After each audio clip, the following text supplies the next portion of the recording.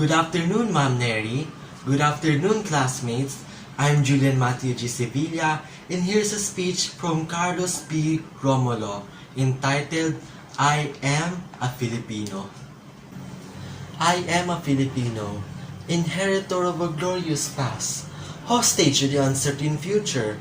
As such, I must prove equal to a twofold task, the task of performing my responsibilities to the past and the task of performing my obligations to the future. I am sprung from a hardy race, child many generations removed from the ancient Malayan pioneers.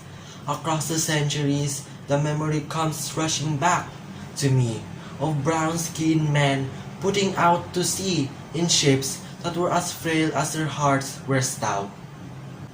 Over the sea, I see them come, borne upon the billowing wave and the whistling wind, carried upon by the mighty swell of hope, hope in free abundance of the new land that was to be their home and their children's forever.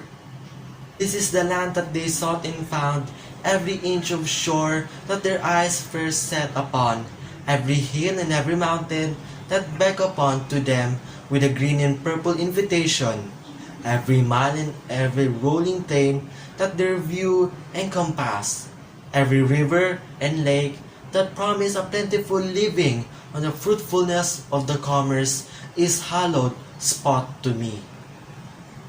By the strength of their hearts and hands, every right of law, human and divine, this land and all appurtenance thereof, the black and fertile soil, the seas and lakes and rivers teeming with fish, and every forest with their inexhaustible wealth in wild and timber, the mountains with their bowels swollen with minerals, the whole of the rich and happy land that was to be their centuries without number, the land of my fathers.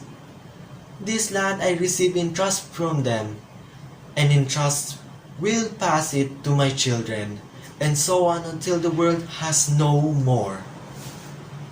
I am a Filipino, and my blood draws to the immortal seed of heroes, seed that flowered down to the centuries in deeds of courage and defiance. In my veins yet pulses the same hot blood that sent Lapu-Lapu to the battle against the alien foe, that drove Diego Silang and Dagohoy to the rebellion against the foreign oppressor. That seed is immortal. It is the self-same seed that flowered in the hearts of Jose Rizal that morning in Bagumbayan, when a valley of shots put an end to all that was mortal of him and made his spirit deathless forever.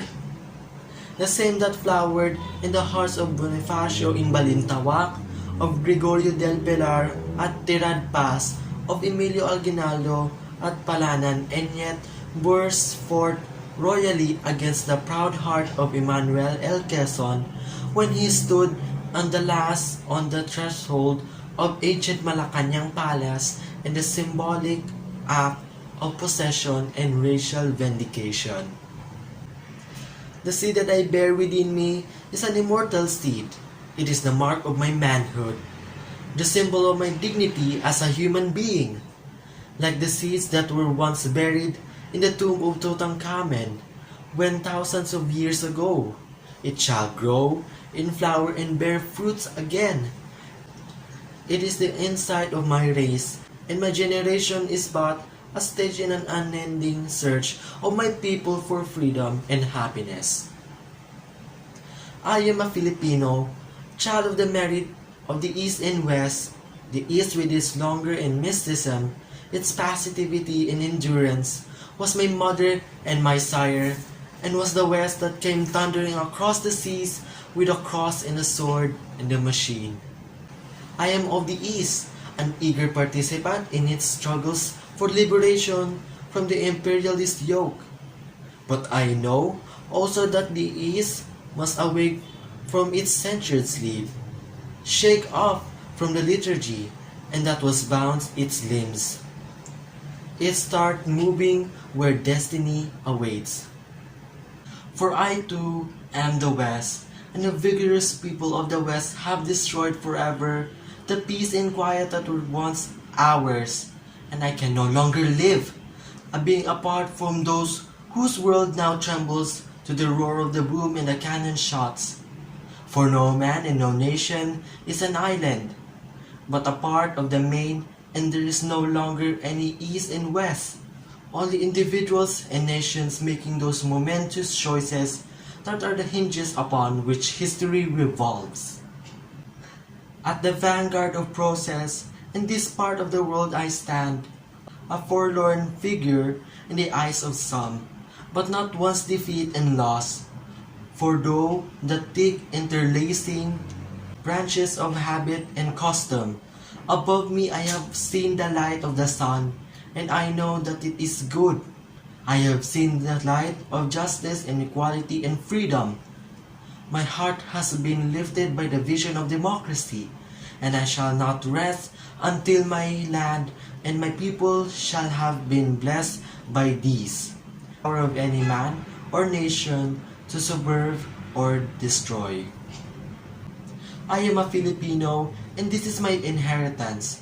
What pledge shall I give to my proof worthy of my inheritance? I shall give the pledge that has come, ringing down in the corridors of the centuries, and its hall be compounded by the joyous cries of my Malayan forebears, where they first saw a contour of this land loom before their eyes, of the battle cries that have resounded in every field of combat, from Mactan to Tirad Pass, of the voice of my people when they sing. Land of the morning, child of the sun returning, never shall invaders trample thy sacred shore.